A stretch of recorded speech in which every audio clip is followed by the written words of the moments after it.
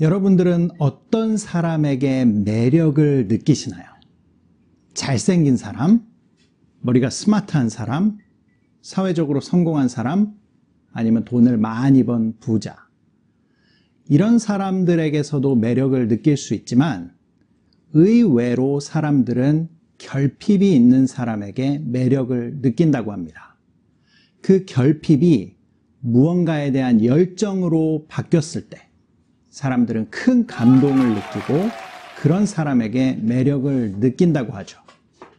오늘 제가 소개할 사람이 바로 그런 사람입니다. 이 사람은 아프리카 에티오피아 출신이었습니다. 당시 왕만 탈 수 있다는 말이 끄는 수레를 탈 정도로 어마어마한 부자였습니다. 직업 또한 총리 수준의 재무부 장관이었습니다. 모든 것을 갖춘 그에게 결정적인 결핍이 한 가지 있었습니다. 그것은 바로 그가 내시였다는 것이었죠. 여러분도 아시다시피 내시는 공개적이고 자발적인 고자를 뜻합니다. 기능적으로 그는 연애도 할 수 없고 결혼도 할 수 없었지만 그는 여전히 남자였죠. 첫사랑도 있었을 것이고 영원히 함께하고 싶은 사모하는 여인도 있었을 겁니다. 하지만 그의 사랑은 열매를 맺을 수 없었죠. 남자로서 뛰어넘을 수 없는 결점을 가진 사람이었습니다. 이 세상에서 어떤 사람들은 자신이 가진 결핍 때문에 좌절하고 불행하게 삽니다. 하지만 또 다른 사람들은 그 결핍을 기어이 특출로 만들어내는 사람들이 있습니다. 바로 이 내시가 그랬죠. 이 내시는 그럼 어떠한 부분을 자신의 열정과 특출로 변화시켰을까요? 그것은 바로 진리를 알고자 하는 열정으로 자신의 결핍을 변화시켰습니다. 오늘 성경에 보면 그가 에티오피아로부터 이스라엘 예루살렘까지 여행을 했다는 것을 알 수 있습니다. 이 여행의 목적은 단 한 가지였습니다. 그것은 여호와 하나님께 예배드리기 위한 것이었죠. 에티오피아에서 예루살렘까지 말이 끄는 수레로 한 달이 걸리는 거리였습니다.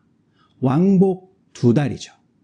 재무부 장관으로서 그는 최소한 2개월 이상의 국정 업무를 뒤로 하고 이 여행을 떠난 것입니다. 여왕 간다게의 전폭적인 지지 없이는 불가능한 일이었겠죠. 수많은 말들을 대동했습니다. 또 수많은 수행원들이 따랐습니다. 준국가적인 이동이었을 겁니다. 그는 평생을 두고 이 한 번의 예배를 위해 살아왔다고 해도 과언이 아닙니다. 두 번째로 그는 성경에 진리가 있다는 사실을 알았습니다.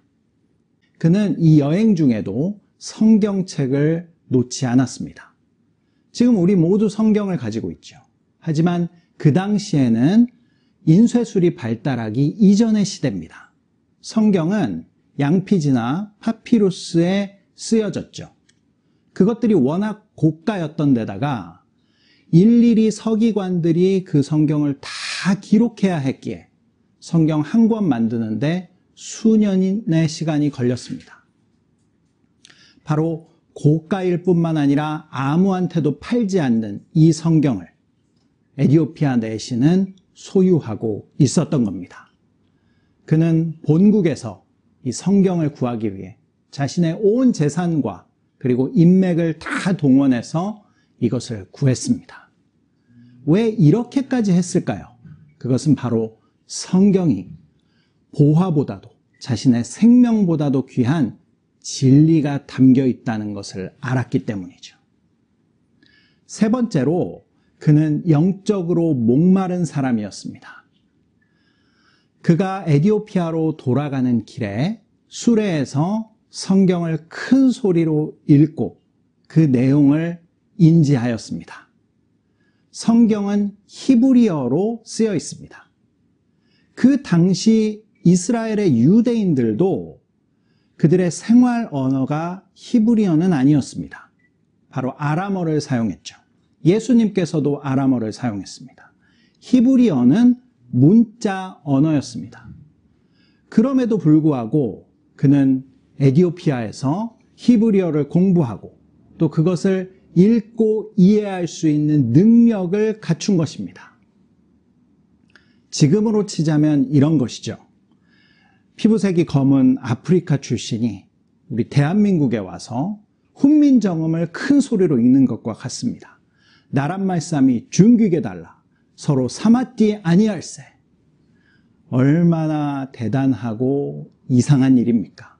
하지만 믿는 자의 눈으로 볼 때 정말 사랑스러운 사람이 아닐 수가 없습니다.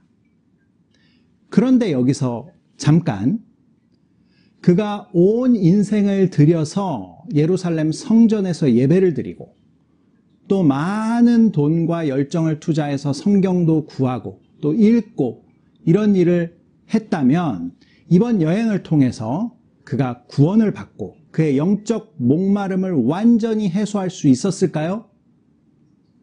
안타깝게도 아니었습니다. 그는 예루살렘에서 예배 드리고 나면 진리가 저절로 깨달아지고 그리고 또 영적인 목마름이 완전히 해소될 줄 알았습니다. 하지만 그의 기분은 달라졌을지 몰라도 영적인 어떠한 진보도 경험하지 못했습니다. 그는 자신의 본국으로 돌아가는 수레에서 이전보다 더 큰 소리로 성경을 읽어보았습니다. 하지만 돌아오는 것은 수레 안을 울리는 자신의 소리뿐이었죠. 그렇다면 이 에티오피아 내시에게 정말 필요한 한 가지는 무엇이었을까요? 그것은 바로 하나님께서 보내주신 영적 지도자 빌립의 터치였습니다. 우리는 여기서 아주 중요한 영적인 사실 한 가지를 알 수 있습니다. 스스로의 열심과 노력만으로는 신앙에 한계가 있다는 사실입니다. 이 에티오피아 내시는 성경을 하도 많이 읽어서 그 성경 안에 있는 핵심적인 진리를 꿰뚫어 보았습니다. 그것은 하나님께서 때가 되면 그분의 종을 이 땅에 보내주실 것인데 그는 고난을 받게 되고 마치 도살장에 끌려가는 어린 양처럼 자신을 희생해서 이 땅에 영적으로 억눌려 있는 또 매여 있는 또 가난한 모든 자들을 해방해 준다는 것이었습니다. 그런데 그의 능력은 너무나 커서 심지어는 이방인일지라도 고자일지라도 그 은혜 안에 머물 수 있다는 이 중요한 사실을 알고 있었습니다. 그런데 정작 그 고난받는 종이 누구인가? 그것은 알지 못했던 것이죠. 빌립은 그분이 바로 예수 그리스도이십니다. 라고 분명하게 그에게 전해주었습니다.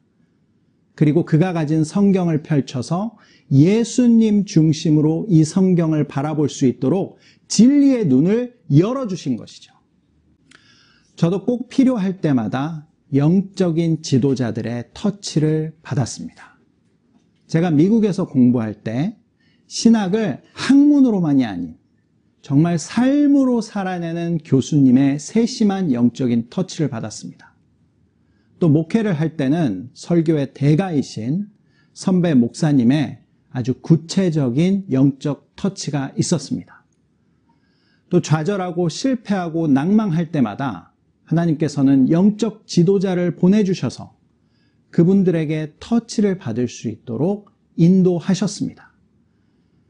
저 또한 이러한 영적인 터치가 없었다면 신앙의 성장을 거듭하지 못했을 것입니다. 이 에티오피아 내시는 짧은 시간이었지만 빌립으로부터 영적인 터치를 경험했습니다. 그는 비로소 진리를 깨닫고 영적인 자유함을 얻게 되었던 것이죠. 이제 더 이상 방황하는 일이 없게 되었습니다.